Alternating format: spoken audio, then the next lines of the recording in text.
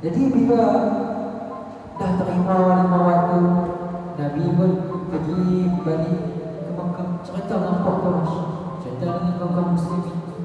Quraisy menghina Nabi, Nabi ni penipu, dusta, kata Nabi Muhammad.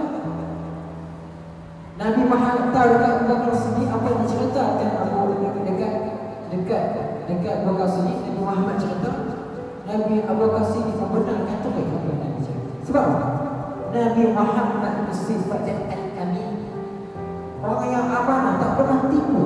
Daripada dia kecil sampai ke besar, tak ada sejarah walaupun benar-benar sekali mana pun Nabi tak pernah tipu, berlaku sekian.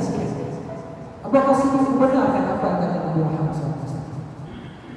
Sebab itulah digelar Abu Bakar As-Siddiq, yang membenarkan apa yang dituturkan oleh Nabi Muhammad SAW. Kau sahabat sejati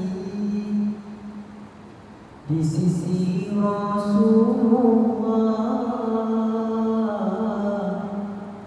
sentiasa bersama, senang atau susah. Kau lelaki pertama jika Islam bermula, semarakkan umur perjuangan baginda. Oh Al-Siddiq, gelaran yang terpuji, indah maknanya, setulus mulanya. Biarpun mereka selalu mendustakannya, namun kau tetap membenarkan Rasulullah tercinta. Gua turut saksikan pengorbananmu.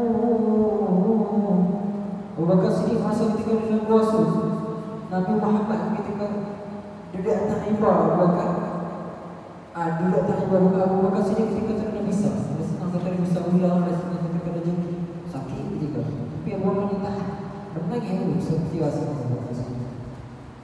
Titisan air mata menahan keperitan, namun kau saksikan pengorbananmu demi seorang